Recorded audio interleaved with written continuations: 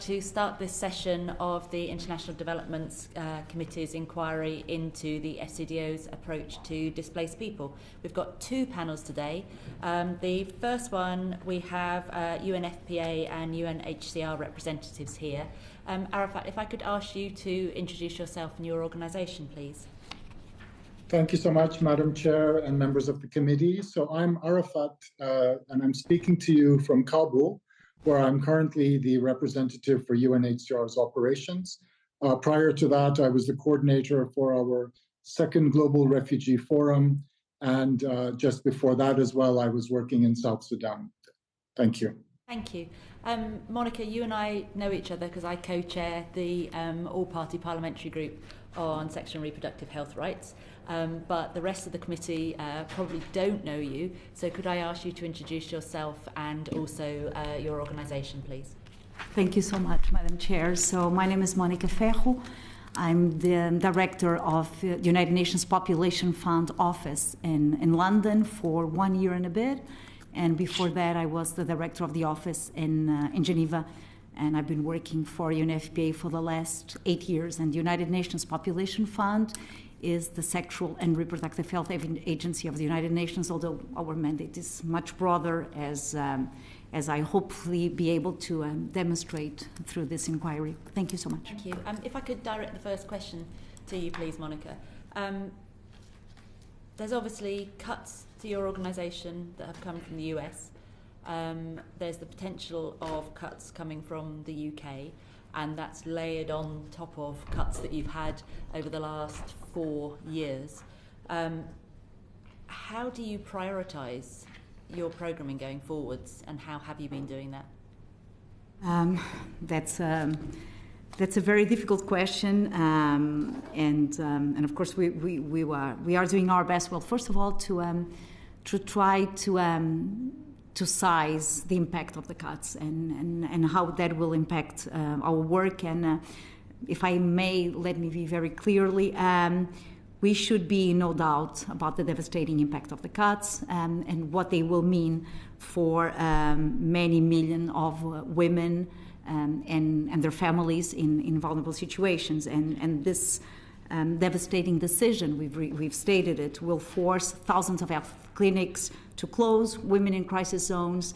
They will be forced to give birth without medicines, without midwives or equipment, and this is going to put their lives and their babies' lives in jeopardy.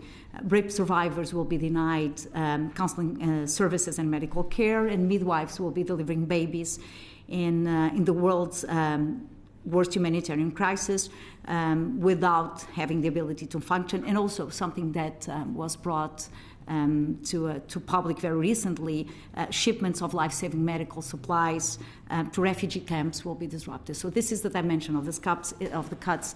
It's very hard to try to prioritize. Of course, we are defining what life services we can continue to deliver, but also, with all honesty, most of the services we do are actually, by definition, life-saving. Maternal health, post-rape care, making sure health facilities continue the delivery of medicines and medical supplies. So the prioritization is being done now by trying to reduce all possible costs, which is already a huge challenge because we consider ourselves very nimble. We are a very light footprint organization in the sense that we prefer and we walk the localization conversation with a lot of confidence. And so we are trying to see where we can be even more nimble and more strategic. And thinking specifically about displaced populations, if you're not able to provide those services predominantly to women and girls, who will? Well, the big challenge there is that UNFPA is often the sole provider of GBV services, gender-based violence services, when it comes to prevention, risk mitigation, and response. We lead within the humanitarian system the GBV, sorry for the acronyms, I will try not to use them, the gender-based violence area of responsibility within the protection cluster that is led by UNHCR. And we also lead within the system We call it the Working Group on Sexual Reproductive Health and Rights within the health cluster. So these are two services that are led by UNFPA, and we're often the sole providers of this type of services. In an area of work that's already severely underfunded, any cut will have a dire impact, and this is very important that this message comes out. We are also what we call the last provider when it comes to GBV, so if no services are in place, we are the ones who are responsible to jump in and deliver those services. I know Arafat can also talk a bit about the work that we are doing together in Afghanistan on this issue, on safeguarding, and I can also, actually one of the examples that I would like to share with you on how we are trying to deliver is on what we call the white areas in Afghanistan. So what we've done is we took the approach on we look at them at the services who are being provided, and if there are no other services available for more than 10 kilometers or a 3-hour walk, which is what we call the white area, we are responsible for setting up the services there. Can you imagine a pregnant woman about to deliver having to walk 3 hours until she reaches services, or someone who needs medical care?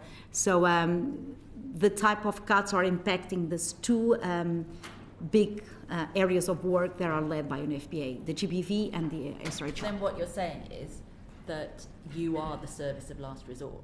Yes. So there is no other service that can step in if you're... In these two areas, yes. And you're going to have to cut your services. Yes.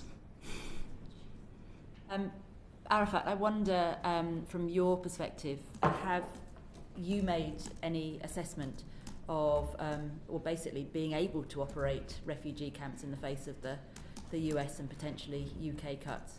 And it's not just the US and UK, sort of other countries in Europe are going through a similar process, I believe. Thank you, Madam Chair. So the situation in Afghanistan is one where we are dealing with lives that have been interrupted, and we are trying to help people to resume those lives. In other words, what we're doing is we're dealing with the mass return of refugees from both Pakistan, Iran, and elsewhere. These are people who have been generously hosted for over 4 decades, but who are now returning home, sometimes voluntarily, but also sometimes under coercion. What I'm trying to do on this side of the border is to make sure that they are received, that they are registered, and that we are able to provide them assistance to integrate back home. Our belief and our objective here is that returns should not only be a solution for the individual, but they should contribute to regional stability, to economic growth, and to regional harmony.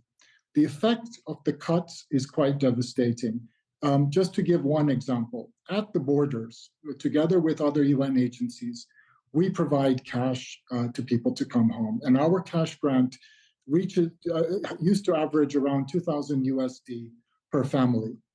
That amount of money in a country like Afghanistan is, we estimate, and we did a survey with the World Bank, it helps about 46% of the returnees to begin to reintegrate. In other words, they could start to purchase land, they could begin to build a house, and even to invest in a business. So this assistance was not just humanitarian assistance, but it actually was assistance to help people to resume those lives that had once been interrupted.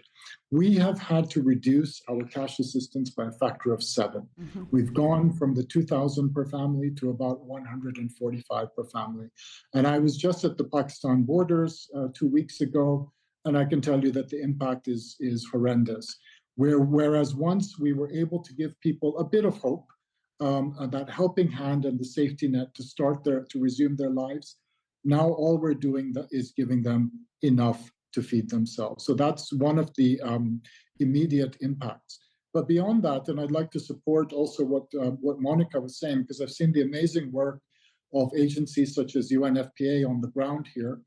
But I think all of us are trying to work where we can with women. And for UNHCR, one of the things that we try to do is wherever there is space, and surprisingly there is space, even in the Taliban emirate of Afghanistan, wherever we find a means to work with midwives, to build structures for women's businesses, or to help entrepreneurs we've done that. And the way that we're able to do that in a place like Afghanistan is, one, our reputation, the social capital that we have, but two is the financial clout. And our money up till now has enabled us to help those parts of this government and those communities that want to help women. And that's one of the interesting things about Afghanistan, is that it's not a monolith.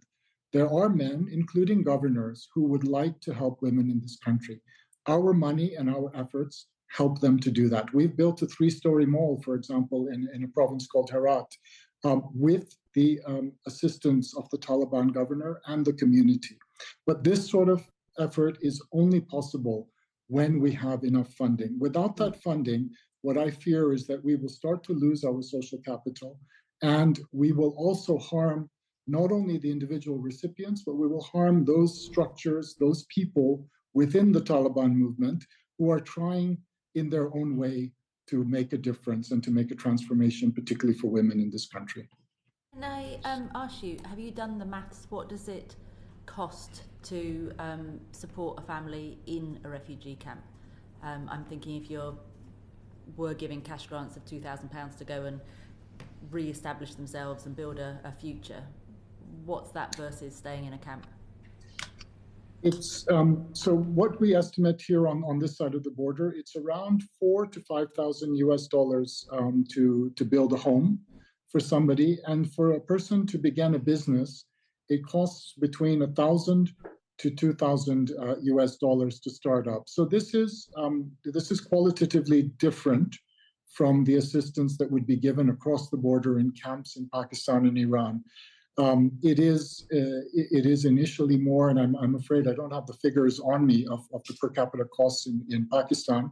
However, if you were talking about an ideal response, which enables somebody to have a roof over their head and start to work, that would be around $6,000 per family.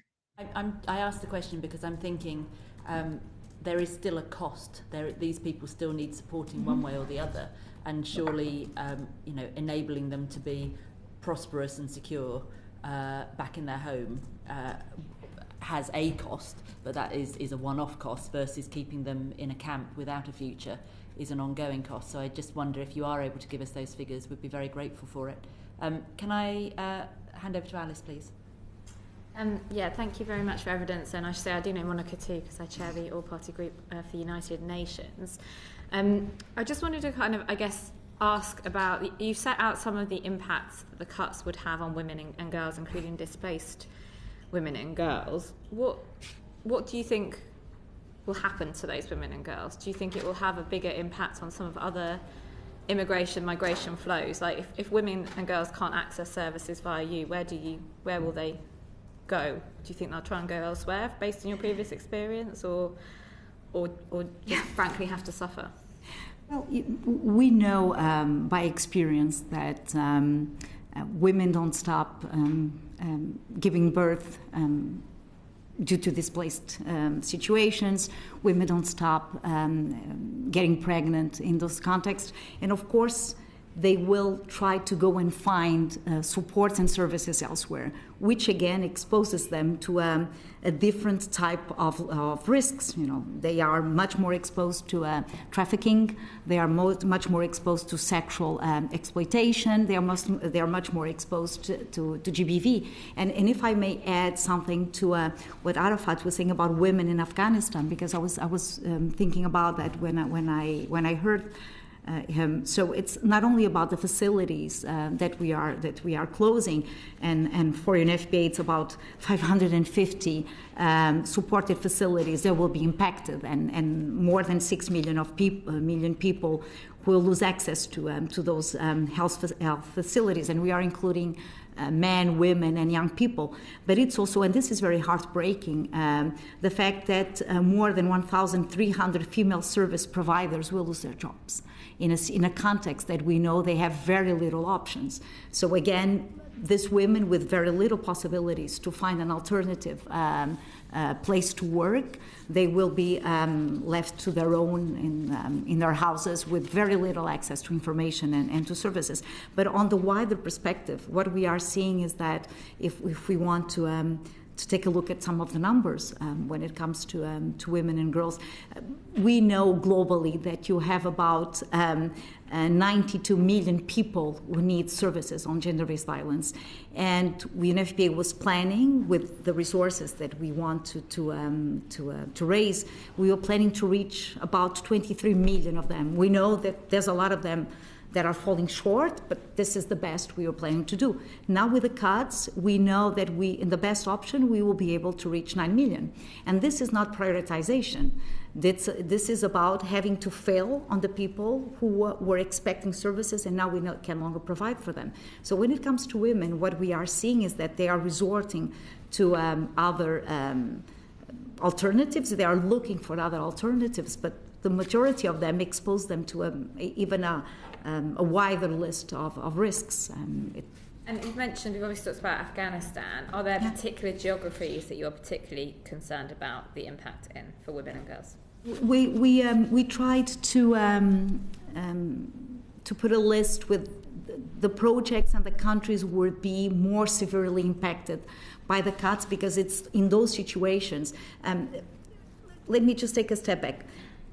The volume of the US funding, the abruptness of the cuts, plus some cuts that we are also receiving from other countries, and the possibility of extra cuts, they cannot be matched by any other partner. And it's very important that we are mindful of that. You know, we are being told, what about the private sector?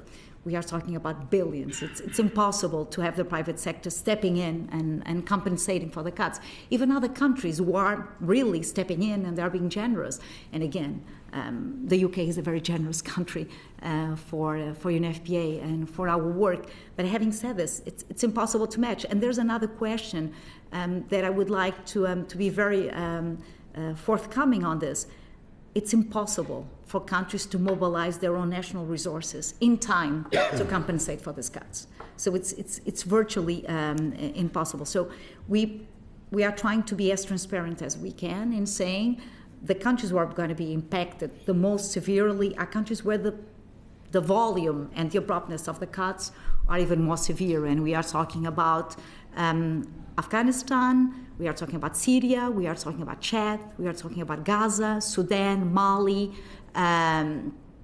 So these are all countries where we have the data of the programs that will be shut down and how many people are going to be affected. And it's things that are very measurable, like closing clinics in refugee camps. And you have 20,000 women losing access in Sudan because you shut down two clinics in refugee camps. But we also have frontline medical workers will not be trained, and there's a huge gap that's going to exist there. So it's not only about the cuts and the services that are going to be stopped, it's about a whole infrastructure that's going to be severely hampered, and we don't have, we cannot tell you with all transparency that we will be able to revamp whatever's being left behind now. So it's a very dire situation, the one we have in front of us. Thank you, Mónica, for setting out so powerfully. Arafat, can I just come to you? It'd be good if you could just outline a little bit more how UNHCR supports women and girls in Afghanistan. And I'm also conscious that I think Pakistan is, from the 1st of April, has deported a lot more Afghans back to Afghanistan. I think it's hundreds and thousands. Given the kind of cuts that you're facing and more people coming back in, how do you think that is going to impact on your work to support displaced people? Great question, and the answer is massively. And that's at the moment we're facing a major demographic shock in this country. So from January 1st to date, we've had around 180,000 returns, and we are trying to receive people at the border. What we're doing together with IOM and other agencies is screening these people, doing biometrics, and quite importantly, looking into their protection concerns. And that's the first line of response that we have for the women who are being kicked out. And I must say, the stories that we hear, and I spoke to several women a couple of weeks ago when I was in Torkham on the border, are brutal. What is happening to them inside Pakistan is a kind of rampant assault on families in general. So often the women were pulled aside if they couldn't find the husbands or sons or so on, and basically held until they told on where the men might be.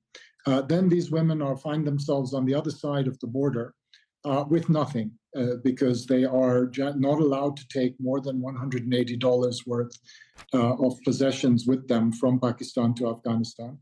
Many, if not most of them, have never set foot in their supposed home country, and they're expected to kind of fend for themselves. So what we do is we try to identify those most at risk, and that would generally be a single female-headed households in a country like Afghanistan. And we do then pay special attention in terms of the provision of cash, in terms of special assistance as well, all of which, of course, is being impacted by the cuts. We also very carefully on the lookout for those with particular profiles. For example, we do have a small number of people that we identify as, say, people in mixed marriages who tend to be at particular risk over here. Those in certain professions, particularly in the arts, in the performing arts as well, and of course those with a political profile. Now, specifically on the ground for women, the type of activities that we've been able to do have been, and here of course we share this with UNFPA as well. Midwifery has been one of the areas that up till now has been quite open, available to women, and we have because it's something that's readily available and because it's needed. We have got into that, even though that's not traditionally UNHCR activity. But in addition, we do a lot of work on supporting women entrepreneurs. And I mentioned the grant of about $1,000 to $2,000 that we give.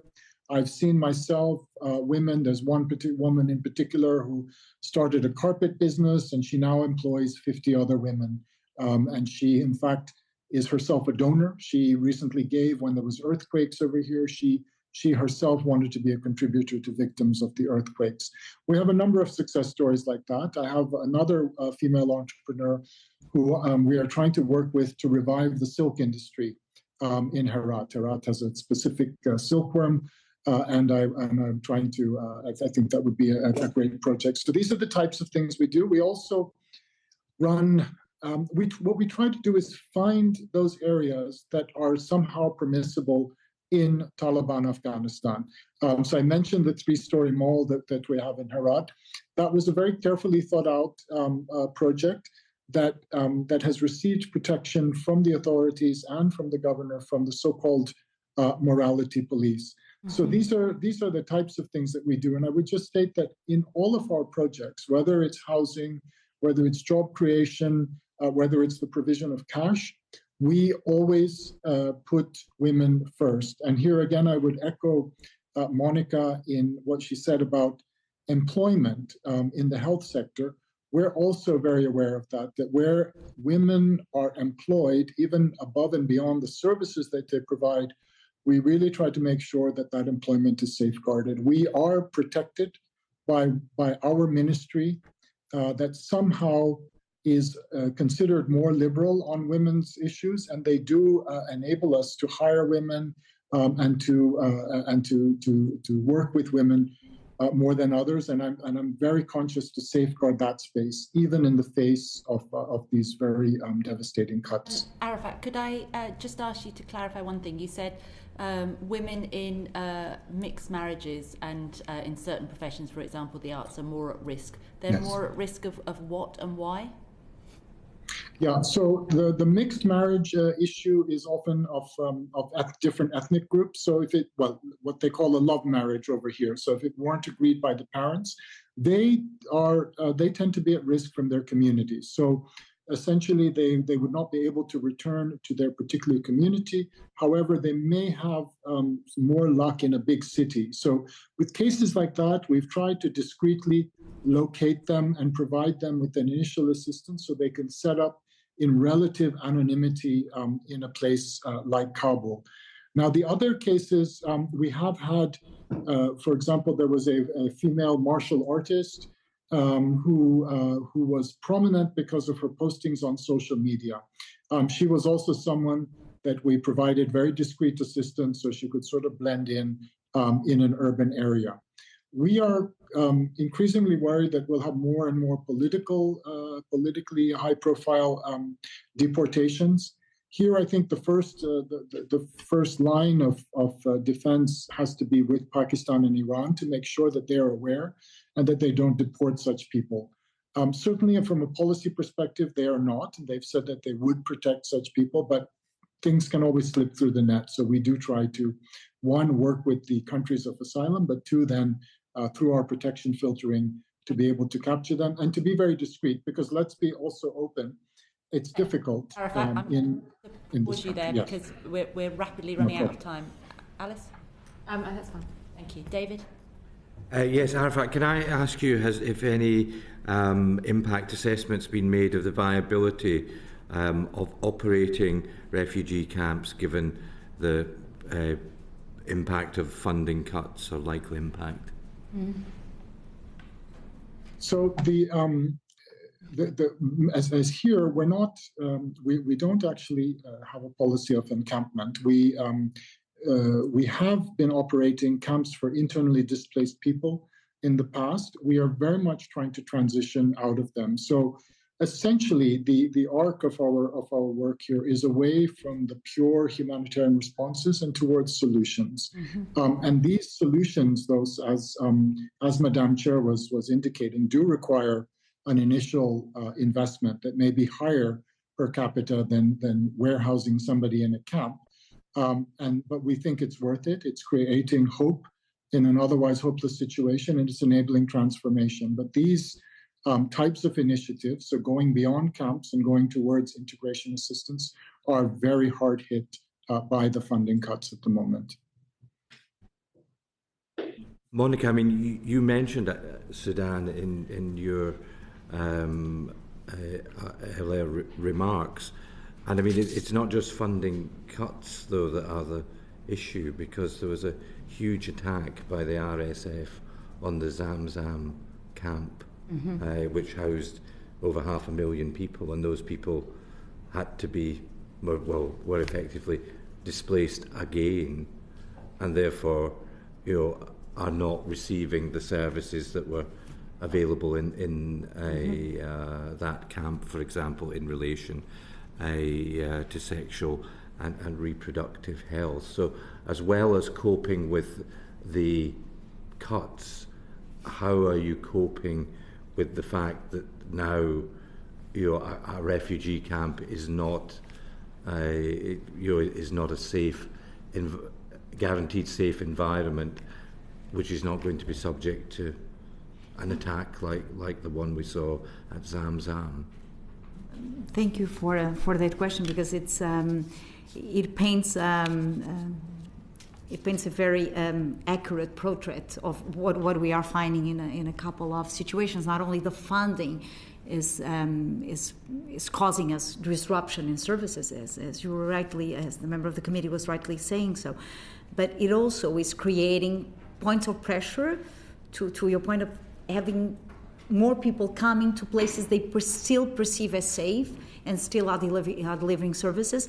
So, and this is when we are trying to make the point of, if any prioritization can be made, is about highlighting that certain places are even more at risk because services are interrupted, but we are also getting a huge number of people who are fleeing conflicts, who are fleeing climate change, who are fleeing political tension in other countries, and that's one of the most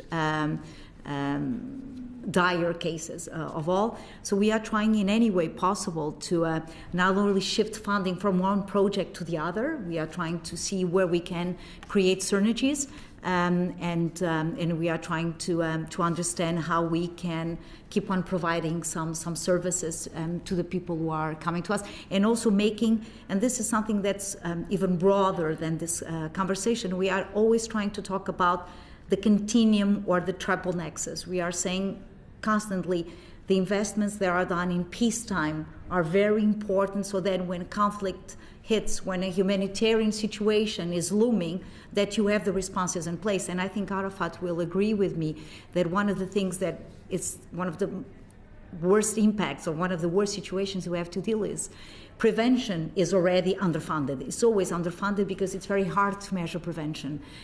So imagine in situations like this, where prevention services are already to the minimum, when you have to respond, not only the response is more expensive, you would have lost lives in the meantime too. So it's a very difficult situation. This is why we are constantly appealing that we are talking about rights, we are talking about investments, we're not only talking about costs, and that investing in prepositioning, anticipatory action, the voucher schemes that Arafat was talking about, those are all excellent points in trying to detect when a conflict is looming, and when we will have quickly to move from a situation like you did in Afghanistan, from a development operation all of a sudden to a humanitarian operation, to a conflict, or sometimes you move from a development to a conflict situation. So we are doing what we can to try to plan ahead and anticipate, but with less funding, it's impossible to do more with less. And we are already so nimble. We are already, and Arafat is nodding because he understands better than me what this means in the field. We are already to the bone, so there's not a lot more you can cut when it comes to UN operations. Thank you. James. Thank you, Chair. Just wanted to turn a little bit to think about climate and climate refugees. I think it's 26.4 million internal displacements in 2023, but that's projected to grow up towards 200 million plus people moving within their own countries by 2050. Arafat, I think first question to you, is it feasible to revise the 1951 Refugee Convention, in your view, in order to give better protection to climate refugees and internally displaced peoples? Whether it's advisable to do that or not, I think I would leave to other colleagues working directly on it. But what I can say is, from my own experience, that we have enough ammunition, we have enough material in the convention and also in customary law to deal with climate refugees. And I would give my example from South Sudan. If anybody familiar with that beautiful but quite unfortunate country would know that that is a country that's very much on the front lines of climate change. Even since biblical times has been mentioned as the country whose lands that the Nile has spoiled or something.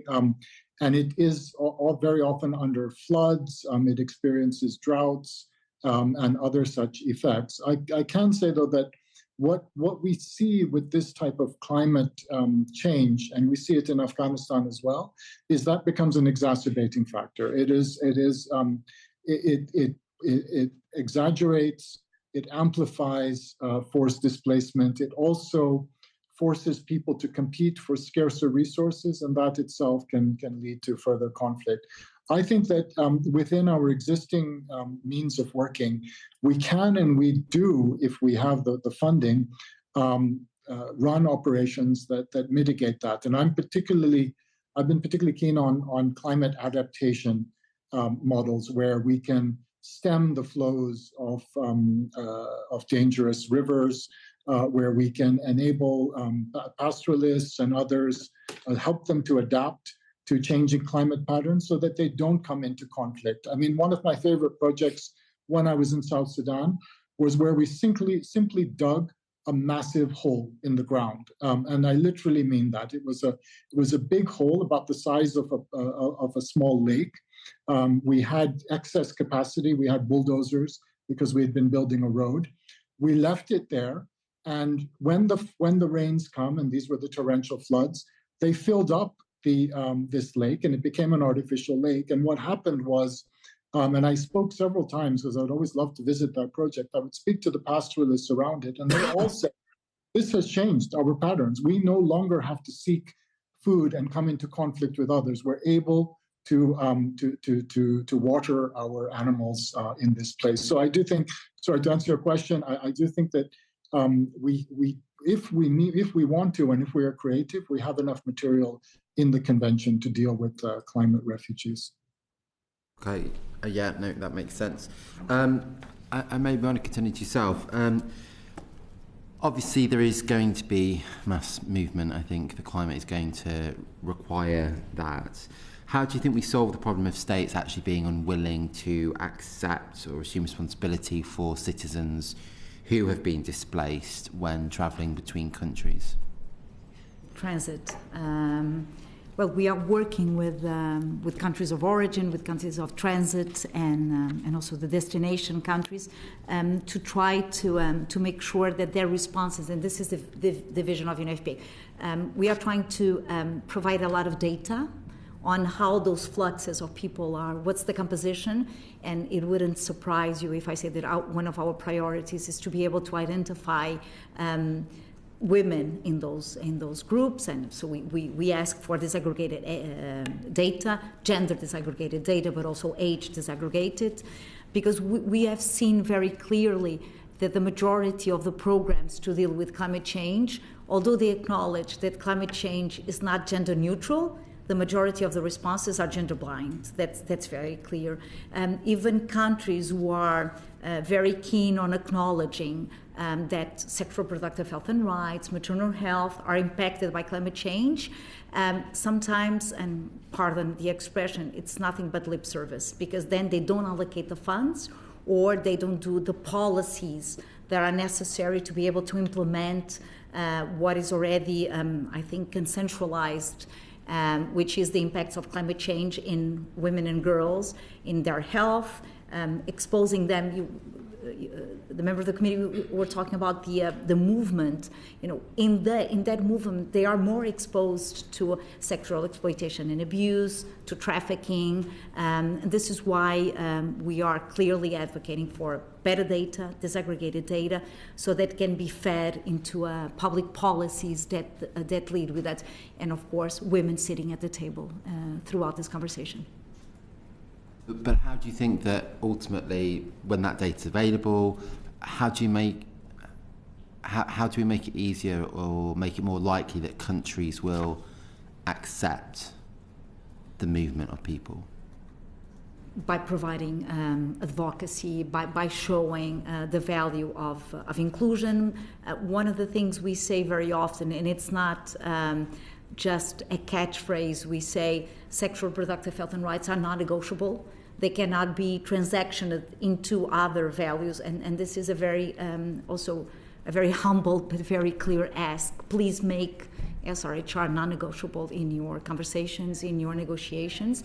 And on climate change, that conversation is also important, making sure that, first of all, countries understand that some people are forced to move because of climate-related impacts, and that movement impacts disproportionately women and girls, and that sometimes, the collapse of health infrastructures make that the data that was recently out, 60% of all maternal deaths occur in countries affected by fragility or crisis, which is about 500 women every day, 1 every 2 minutes. It's not acceptable, and climate change does have an impact on that. So we are trying to provide the best evidence we can to mobilize countries into building the right public policies.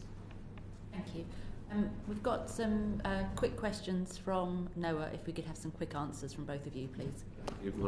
Turning back to Arafat, how far in the long term do you think that development humanitarian work can assist displaced people in the medium to long term?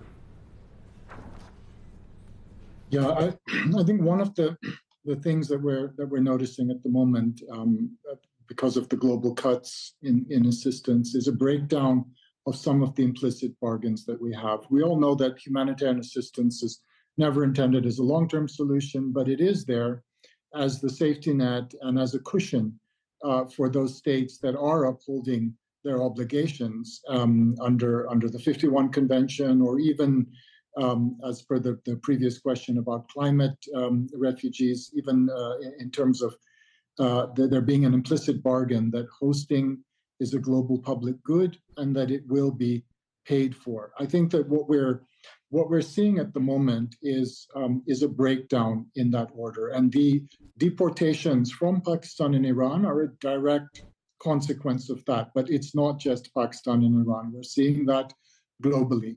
On the one hand, of course, UNHCR supports solutions, and that's what I'm here for. But what we would like to see is that there is an ecosystem of hope.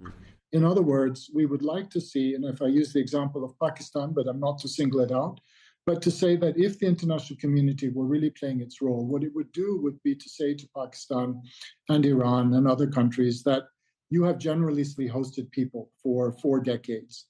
Don't let up right now. So international community to keep supporting them with humanitarian assistance, but at the same time providing that support inside countries like Afghanistan so that we can wean them off the humanitarian assistance and put them on track to resuming their interrupted lives. And then in addition to the humanitarian and the development assistance, we really need the political support. And here I would like to make a shout out to countries such as the UK. We have had very fruitful and constructive discussions with the FCDO, with your diplomatic representatives, on how the diplomats can also nudge the discussion towards creating this kind of ecosystem of hope. Yeah, and at what point should other UN agencies become more engaged?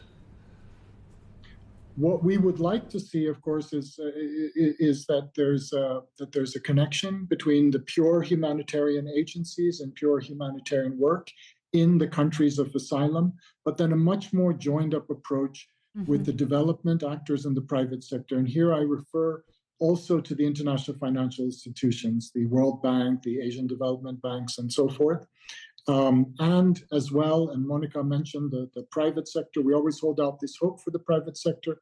They will never be a substitute. However, if we're able to make the case, even the business case, to say that return and solutions are a force for stability, are a force for economic growth, and are an opportunity for you to invest, I think that we will start to square the circle a bit. Yeah, look forward to more on that in the next session. But if we can just end with Mónica briefly, what services and facilities do women and girls require to viably remain in a particular setting? So from our perspective, it's a mix, of course, but of course everything related with sexual reproductive health and rights, with safe spaces that we are managing in together with UNHCR, with the World Food Program, because the way we see how the work has to be delivered, also in a context where there's never enough resources, and we can be very clear. Even before the cuts, we didn't have enough resources to establish the conditions that would allow women to not only stay in a setting but also thrive, because this is a bit about being aspirational. We want people to lead their best lives. So in that context, we work a lot on health, because it's a key component of our well-being, but we also invest a lot with other organizations in setting up the spaces where they can get some vocational training, they can get some livelihoods. So we see our safe spaces, for example, as an entry point, as the beginning of a conversation. You know, so often these women go to get one of the services. They can go and get family planning, they can go and get medical care, related with pregnancy or related with the situation of violence, and then they go into the space and they get a set of services that allows them to restart their trust in the system, which is very, very important, but also have this idea, and I loved your expression, Arafat, I'm sorry, the ecosystem of hope. So it has to be done by all the organizations together, and this is when the difference between organizations who do development or the ones who do humanitarian, the path of UNFPA has been very clearly, the work in humanitarian has grown.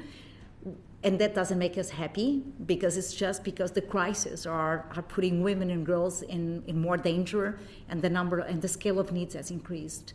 So, but I would say, going back to the question, everything related with health, livelihoods and education. It's the basics that a woman needs to thrive in these complex situations. And if only they had them all over the world. It's, it seems to be getting worse rather than better, unfortunately. Thank you both very much for the evidence you've given to us. We really appreciate your time today and the work that your organisations do. They're literally a lifeline to millions of people. Thank you so much. If we could briefly suspend the session while the second panel comes in. Mónica, you're most welcome if you want to stay, but Colin, could I ask you to come up, please? Thank you so much.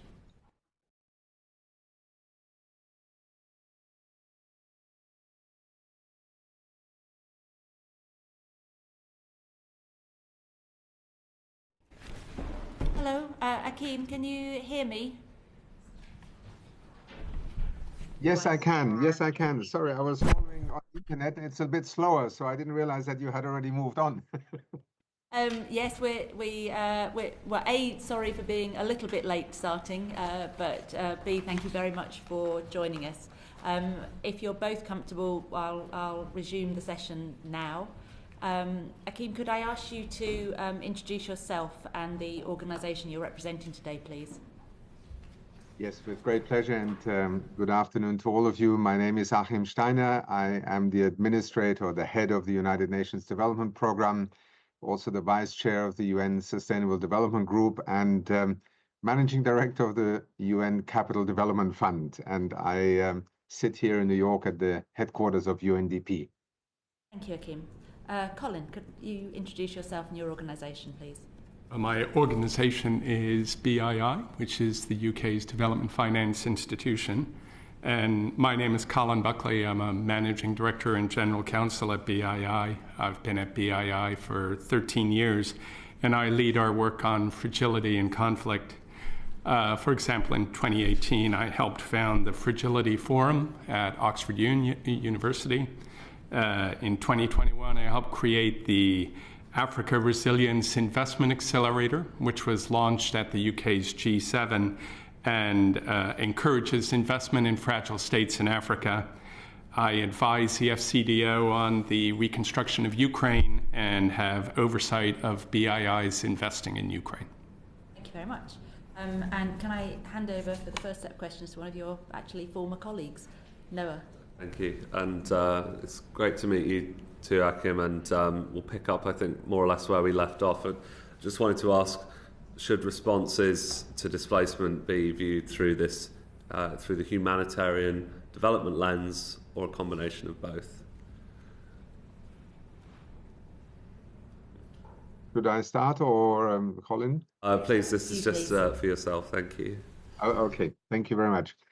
Thank you for the question. I think I was listening to the last part of the previous panel, and I think as we have learned over time, there are particular moments where a internally displaced crisis situation is indeed a crisis, and the focus at that moment has to be on essentially the emergency response, which is very much driven by food, shelter, safety that needs to be provided. And I think we very often in our work see the humanitarian response very much being about saving lives and providing that initial response. But as my colleagues also alluded to, perhaps what has become very clear, particularly with internally displaced people, is that to some extent they remain principally the responsibility of the country to which they belong, and therefore their government also needs to be a frontline actor in this. This was the Mogherini-Kaberuka report that I'm sure all of you are familiar with, that looked at how we are responding to internal displacement, and obviously the numbers have been growing. And what I think we have all learned over time is that there is an emergency moment in which helping people to simply be able to have a place, have food, have safety for their children, their families, is the operative priority. But almost on the day after, we must begin to think about how we actually help people to regain both their ability to earn their livelihoods. Perhaps their physical return may not be an immediate possibility, but certainly we should look at a developmental perspective on helping people to come out of being dependent, of being a humanitarian caseload, to actually regaining their dignity, their ability to earn a living and also ultimately find a permanent place that they call home.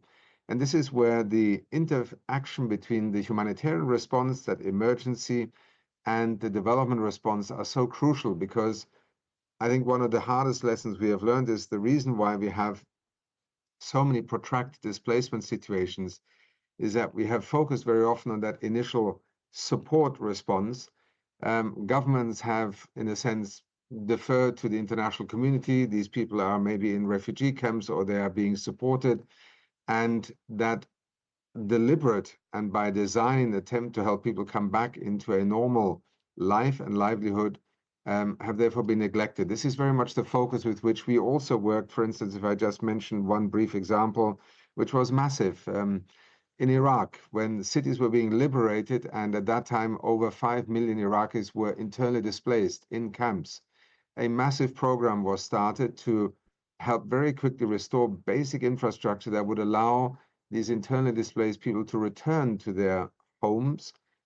Yes, with obviously destroyed infrastructure, but by reestablishing schools, health centers, helping them to repair and reconnect water and electricity, within 6 months, we were actually able to help 4.5 million people to return to their homes. And this is an extraordinary success story, because the alternative scenario could have been 2 years, 5 years, or even 10 years later, people still being in those IDP camps. Thank you, and I'm sure we'll come on to more preventative discussion shortly. But just coming to the cuts and the context around that, I'm interested to hear how that affects your own programming in UNDP. There are two ways in which the funding cuts are affecting us. One is, first of all, very often, and this is an important part of perhaps the discussion today also, when countries face crisis, we very often default, particularly in the international community, into a purely humanitarian response. Development support is suspended, sometimes for political reasons, and at a moment of greatest crisis and vulnerability, a significant part of our ability to actually stabilize and support communities is therefore stopped or suspended. We have faced that in many instances, and we have taken in recent years a very deliberate decision in UNDP to say, when a country is in a crisis situation, it's not a moment to pack up and basically wait for sunnier days. It is when we actually step forward. And the work, for example, in Afghanistan, our colleague Arafat just spoke about it, we focused very much when the Taliban returned on trying to reach the 80,000 women who are leading micro and small enterprises. They're actually remarkable in the sense of the role they play in Afghanistan's economy. Focusing on them, trying to stabilize them, helping them to get their businesses going again, was precisely the kind of activity that is needed. But most international donors were not willing to engage because they said, no, this is development. Afghanistan is only humanitarian funding. We actually managed to, in the end, convince a number of partners, and those 80,000 women only require grants of $300 to $400 to $500 to restart their businesses, then employ 5 to 6 people, each of them often looking after 8 to 10 people. This is how you preempt this desperation that then leads people to give up, get up, go to a provincial capital and stand in a queue to get a handout. And I think that is one major financing issue that I want to bring to your attention. The second one is the erosion of funding in general and to the core funding, particularly of institutions like ours. Achim, could I just, hello? Could I just pause you there with that one example, just because of time, and maybe you'd like to write to us with some more. We are quite pushed for time today. Thank you. Yes, I'll bring Colin in on this precise question, and just wanting to know from you, Colin, do you think BII, our development finance institution, has enough risk appetite to invest in some of the stabilisation programmes that Achim was describing?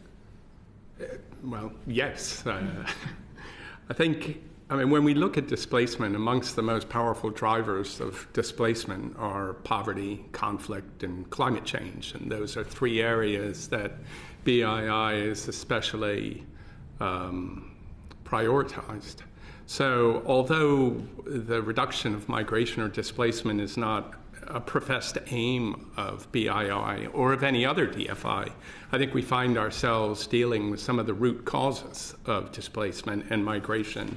And as I listened to Achim and also to the 2 previous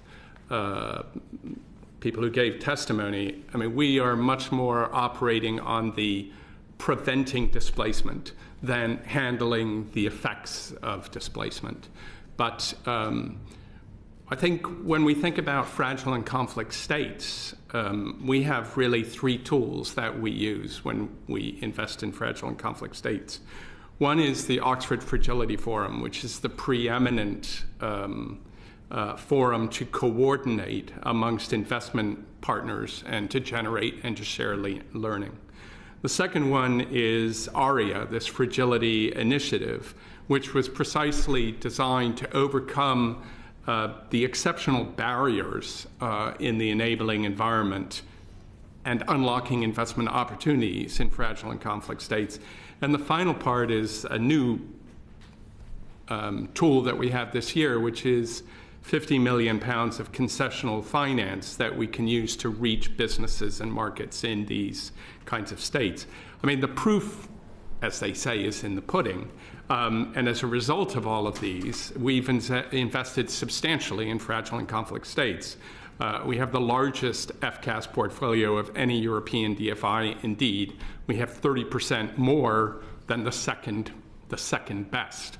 On internal analysis, the BII has already met the ambitious investment targets set for the IFC to reach by 2030 in investing in fragile and conflict markets. So yes, I think we have a role to play. It's not our principal aim, but I think that we are a significant player in the prevention of this type of displacement and migration. Right. And do you think that BII is authorised in its next kind of 22 to 26 strategy? Is it authorised to invest specifically enough in some of those stabilisation activities? Certainly, you're addressing some of the underlying challenges, but is it really pinning down these stabilisation points in its investment mandate? I think at the moment we're definitely on the prevention side of it, and I mean, I've read the FCDO's written submission, and it identifies a breadth of tools that the FCDO has to deal with displacement and migration after the fact, not the least being UNDP, UNHCR, and the UN Population Fund. So I mean, ultimately, that's a political choice, but for this 5-year strategy, I think we're going to stay on that prevention side of it. Thank you. Thank you. Alice? Thanks very much. Achim, if I could come back to you. I think we recently heard a statistic, and it comes from UNDP on the trip that we made to Geneva, which is that the more than 59 million people internally displaced at the end of 2021 resulted in an economic cost of more than 21 billion, which is a very powerful figure. Given it's a UNDP number, we were hoping you could explain that number a little bit further, where the breakdown of it, how you came to it. Thank you very much. Yes, it is a figure that comes out of a partnership with the International Displacement Monitoring Center, with which we work very closely together.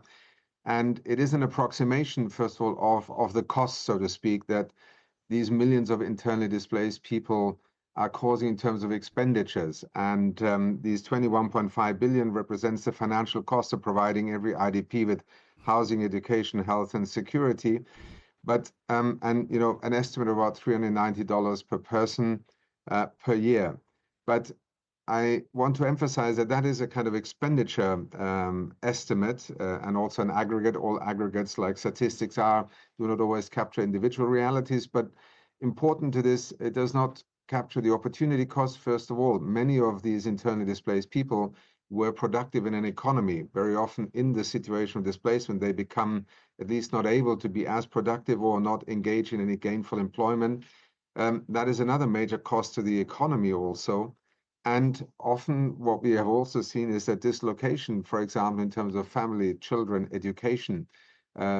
Yes, very often one can provide temporary services, but neither the health service nor the educational services are equivalent.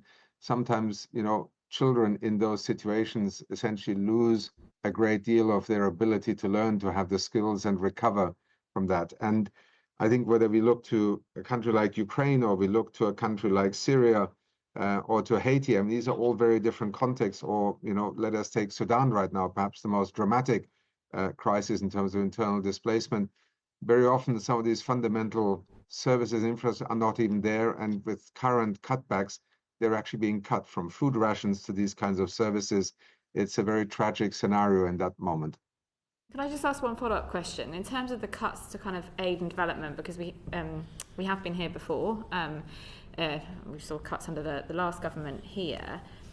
Is there any evidence or modelling from UNDP that shows that the result, a correlation, maybe not a causation, between cutting some of that aid is increased migration of whatever type to countries like the UK?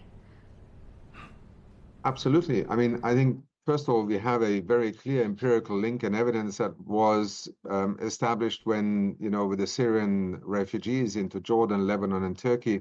Remember that first wave of cuts when essentially first food rations were cut, then health posts were closed, then educational services were closed. That immediately triggered people to essentially get up and go. When you cannot feed your family, you cannot educate your children, you are trapped in a refugee camp or in an IDP camp, the only option left is to get up and find another place. So we saw a massive increase, first of all, in people moving further. And that is another tragedy, because most, first of all, refugees in cross-border sense, but even IDPs, they don't actually wish to leave their home country. Circumstances force them. The less conducive their ability is to survive in these circumstances, the further they will move. The further they move, the less likely they are to return. So there's a whole domino effect that comes here. And for UNDP, I can tell you, I mean, just to put it in context, when the UK, which was one of the major core funders of UNDP, essentially defunded UNDP by 80% between 2020 and now, what we lose is our ability to have that capacity to respond rapidly. UNDP is integral to the Interagency Standing Committee. We work hand in hand with our humanitarian colleagues. Very often the infrastructure of UNDP in a country is a platform which humanitarians can very rapidly respond, as was the case in Ukraine. These kinds of investments are now being eroded. Essentially, our capacity to then respond is reduced to an equivalent. And I don't want to take time now with numbers, but it is a drastic trend. And the USAID and State Department cuts just over the last 2 months in UNDP, they hit us particularly in crisis countries, which means precisely the services, including to governments, for example, to provide for IDPs, those programs have had to be suspended and terminated with all the consequences that you are familiar with. Thank you. And just picking up on the last conversation we had with Colin, but to you, Achim, which do you think represents better value for money, programming aimed at preventing displacement or deconfliction and stabilisation programming after displacement? I think, honestly speaking, very often we don't have a choice because these conflicts arise and then we have to deal with the reality. But, if I may be very blunt, investing in development is ultimately a prevention tool. And I think that security development nexus that is now sometimes, contested or questioned, I think we need to come back and examine that very clearly, because not only climate change as a destabilizer and as a driver, and remember 70% of refugees and IDPs come from very climate vulnerable countries, that connection needs to be established more clearly. But I say to my colleagues and I say to UNDP teams all the time, our work and development is all about prevention, and that de-risks the future. Now, this is not a mechanical equation and many other factors play a role, but we can point to many circumstances where, in fact, targeted development deconflicted either a community or even a relation between countries. It has absolutely tangible impacts, and we can demonstrate them, but we have neglected doing so. Thank you. Thank you. David? Achim, can I ask you if you could outline the extent to which UNDP works to develop the private sector across low-income countries?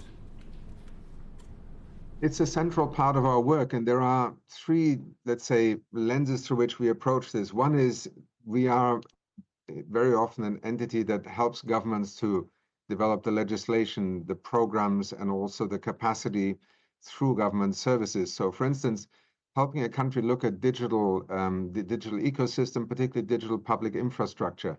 it's a core function of government to quickly help a country establish the kind of digital public infrastructure as a platform on which markets, services, startups, entrepreneurs can operate.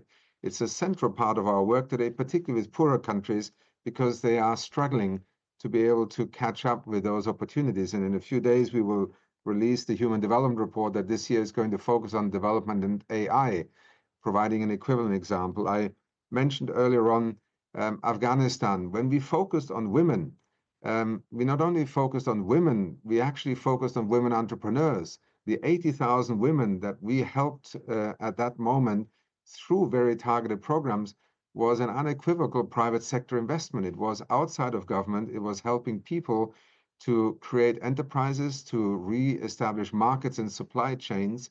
And that can go all the way, and that's the last example I'll mention, and Colin can relate to that also.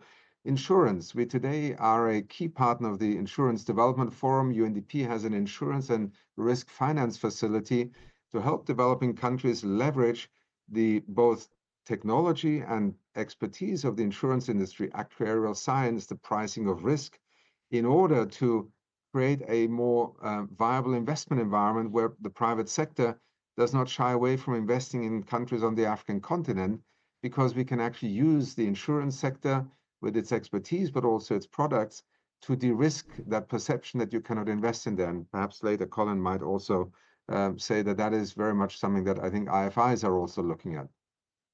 And what's your view on the impact that displaced people have on the so-called black economy?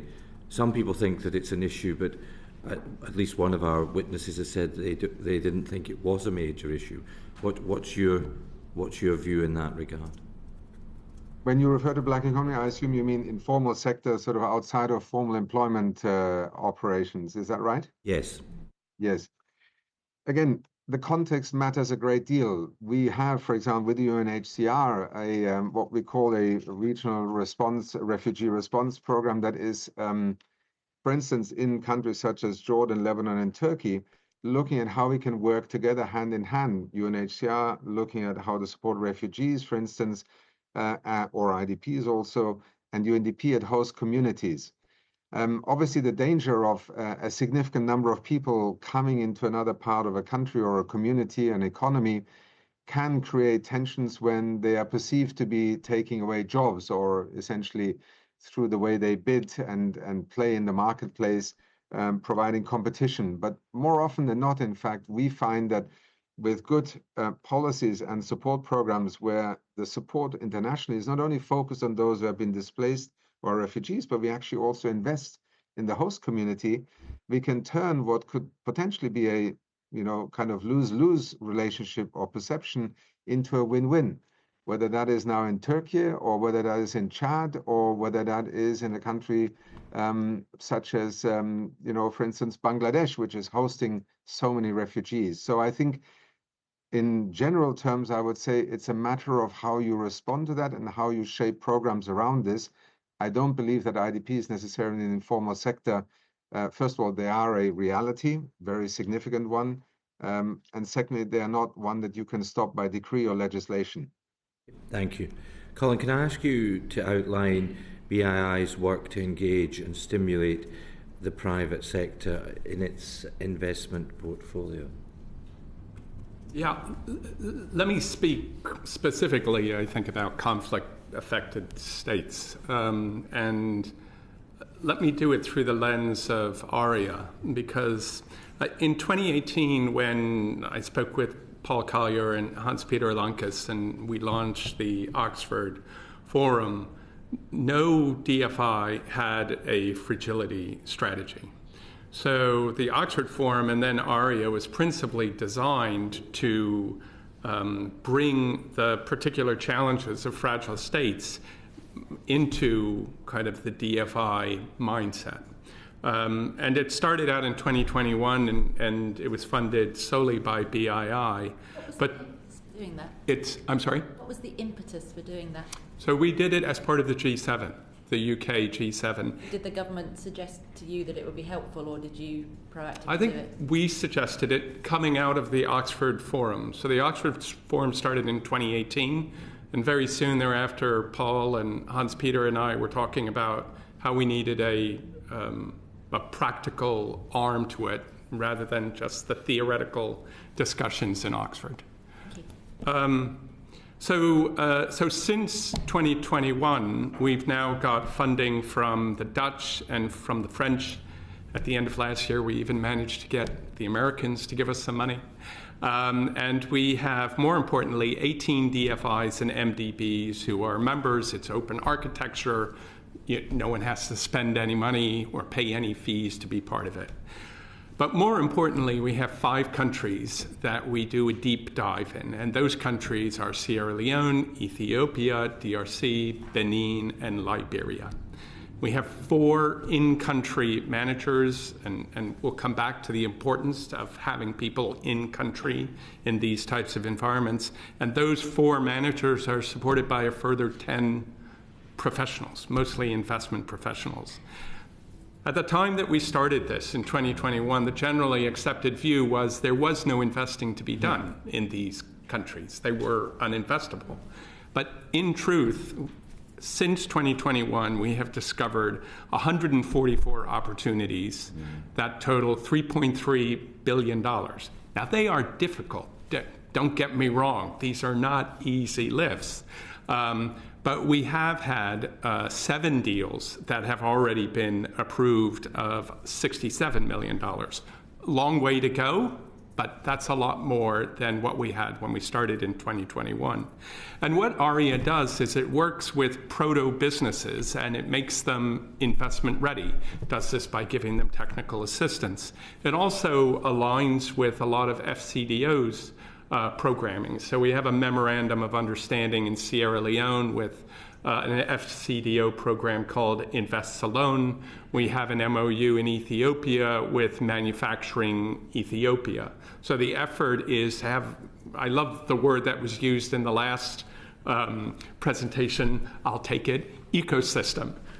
It takes a village in order to get an investment ready in these types of environments, and ARIA is the way of kind of bringing that together. So, the result of that, at least for BII, is that we have managed in 2023 to invest £650 million in the poorest of the countries that we operate in. Of that, 268 million is in the most challenging markets, which are the sort of the alpha markets. So I think we have, by our own investing, shown that you can do this if you make the effort. But there must be some areas that would be considered uninvestable. I mean, you couldn't suggest at the moment that you'd want that there would be an investment in Sudan, for example. Well, or would you? I would say maybe Central African Republic, Burkina, but far fewer than you would think. We had planned to do Burkina Faso, and even after the first coup, we still planned to go there. It took the second coup to persuade us to cancel that. We have looked at potential investments in Sudan. We are investing in Ukraine. It is possible to do this really almost anywhere. It's the effort involved, and that, at the end of the day, is a political decision in this time of making hard choices of resources, how many resources you want to commit to those difficult lifts. Thank you. Very much, James. Thank you, Chair. I think British International Investment's climate change strategy was published in 2020. But what we're obviously seeing is a significant shift in the data. So the World Bank estimating that by 2050 climate change could force more than 200 million people to move within their countries. So is work ongoing to update that strategy at all? So that strategy would be reviewed at the same time that our 5-year strategy would be reviewed. We have 1 more year in that. I mean, strategies to the side, we recognize the increasing challenge. So even during this strategy, we have increased our climate investing. We invested £1 billion across the 2 years of 22 and 23. We've mobilized £665 million of private sector investment alongside us. As you perhaps know, as part of this 5-year strategy, we entered into Southeast Asia. I mean, that took a while for us to set up those offices and to begin hiring people, but we are now seeing increasing pipeline in Southeast Asia. So I think that even in this strategy, you are seeing a dramatic increase in climate finance that responds to that challenge. How do you work with states where governance, the quality of governance is poor? What's the approach to making sure that we still see value for money out of the investments that are being made?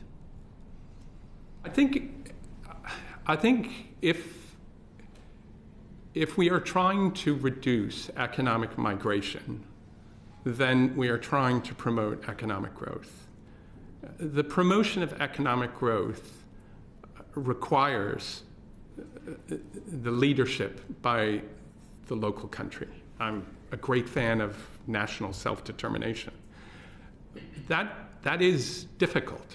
And we know, even here in the UK, how difficult it can be to promote economic growth and the choices that you have to make, often of a long-term benefit in return for a short-term one. And these are being faced by, governments all the time. I think, I was speaking with Stefan Durkin about this just the week before last, and we were talking about this in the context of Sierra Leone. And you have to be both supportive and also give strong advice. And one of the roles that I believe a DFI can play is that we can give honest, independent advice about what a government has to do in order to attract investment to promote economic growth. So I think the way that we think about it is we have to be supportive and understanding of the political difficulties that these countries face, but we also have to be honest behind doors about what governments have to do in order to attract that type of investment. And obviously the pressure that comes from displacement isn't just a UK challenge, it's arguably continental, for the whole of Europe or broader. Yeah. Do you have a view on how the EU and the UK could be working more effectively in these places? I will. That is a broad question. I will restrict my answer to development finance because I think there is a really good story there. I think we work very closely with our European DFI peers in order to share learnings and to have common platforms, especially in these countries. I had the benefit and the honor the year before last of actually serving as the CEO of EDFI for a year. And a large part of what I achieved in that year was instituting the Ukraine platform. That was a common investment platform for DFIs in Ukraine, and also attracting DFIs into the ARIA platform. So I believe that there is a lot of common cause between the EU's Global Gateway plans and the UK's ambitions for investment overseas, and I see an increasing willingness to cooperate, especially in these countries and on these issues. And finally, Achim, what do you think the effect will be on displacement in the coming years if the annual climate finance gap isn't met? Well, as you already cited, I think the figures from the World Bank, the United Nations, many academics and think tanks, the numbers will grow exponentially. It is, this phenomenon of essentially people having to give up the place they call home in ever-growing numbers, whether it is as a result of extreme flooding events, whether it is droughts or other extreme weather events, but it is also temperature. We underestimate at the moment the growing risk of actually heat literally making places impossible to live in. and the economic consequences of that for agriculture, or in parts of Southern Europe now, tourism also. We are seeing a physical impact driving people out, but we're also seeing the domino effect in economic terms. And I think in that sense, not investing in adaptation, not investing in ultimately, yes, trying to stay within the 1.5 degree pathway will simply leave the world with an increasingly unmanageable number of people who have to find another place to live and survive in. Thank you. Last questions from me, you'll be relieved to hear. Colin, I'm a fan of BII. However, some in the sector are not specifically of BII, but of development finance full stop. And I think it's somewhat unfair because in a toolbox, you're very useful, but by the nature of your work and the scale of investment, you're tending to go to some of the less riskier investment areas. So I wonder how or if you are able to secure data to show that you are targeting investments towards people and communities who need it most, or is that something that wouldn't be part of factoring in your choices? That's probably the number one criteria of how we invest, and it can be tricky. I mean, there are some investments where it's easy, where you actually have the data, but that's rare. So when we look at that, we often look at proxies. So for example, if we're doing something in agriculture, we won't know income, but we'll know the average size of a farmer client's property, and then we can use that as a proxy for income. In some cases, even before we invest, we'll do rapid surveys. So, and we've done quite a few with an organization called 60 Decibels that will go in and they'll do a quick survey, but it'll be sufficiently statistically significant to give us a sense of the range. And then after we've invested, as you know, we don't stop then because we have an ex ante score, but after we've invested, then we can gather data, and then we often will have a more engaged survey on exactly what the poverty is, and that would be reflected then in our ex post score.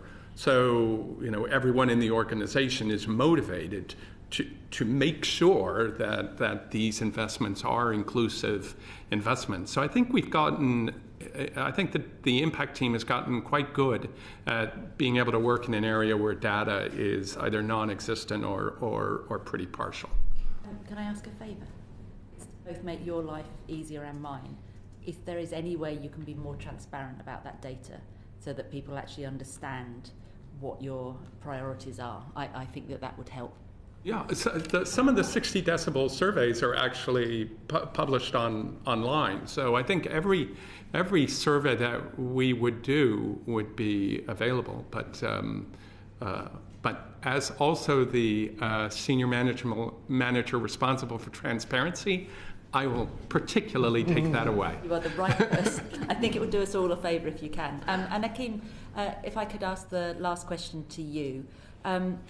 I wonder how you were able to monitor that your resources are going to those most in need, including people with protected characteristics, for example. But also, is it possible for your partner organisations to do the same, or are you sort of unique in being able to provide that? Well, I think we, in the A Transparency Index, UNDP usually scores in the top category. So we have over years built up, let's say, both a culture and a commitment to transparency that has to continue to evolve, partly because citizens across the world are able to, in a sense, access data much more frequently today than they could have done some years ago. So we also have to adapt our system so that it's not a barrier to being able to engage. I think we are all learning from each other, and I think it's been interesting in recent years. Some of the IFIs have actually advanced on that A Transparency Index quite significantly. So we need to invest in systems, and we have to have a commitment to it. But I think in the end, we are absolutely dependent on transparency because all our work at the end of the day, is the function and the product of demand. I mean, it is the countries in which we work that invite UNDP in. It is our donors and funders who essentially select UNDP as a platform on which to deliver. And I think here, if you allow me just a small remark, listening to Colin also, and I often find this, I mentioned at the beginning, I'm also managing director of the UN Capital Development Fund. I think sometimes we could also make more deliberate attempts to build on one another's ability, multilateral and bilateral, BII, in some of the countries you're working where UNDP is present and has a degree of data, information, and even potential to co-invest, that perhaps with a little bit more intent, we could co-design some very interesting ways which to some extent de-risk a BII investment and on the other hand allow UNDP to play a part in also attracting the kind of scarce capital that is needed, particularly the last mile kind of capital, which is the focus of often of our work, including, just to make the connection to IDPs, like in Syria now, we desperately need to get local credit lines going so that people can start to invest in reestablishing their local enterprise and businesses, a key priority, not just in the early recovery and reconstruction, but actually in taking internal displacement and refugees where they actually need the most help and where the system is largely collapsed right now as a financial system. I'm really glad that you brought all of that up because it sort of brings us back to the beginning, because I think one of my frustrations while we've been doing this inquiry is rather than sort of seeing the journey and the needs of an individual, different organisations will have their sectors that they work on, and it's almost like you go into one room and then if you're lucky there's a connecting door to the next one, but quite often there isn't, and also that leads to duplication of resources which in these times no one can afford. So thank you, that gives us a nice ending point and something to consider as we start to draw up our report. Thank you both, thank you for all the witnesses for the session. Order, this session is now closed.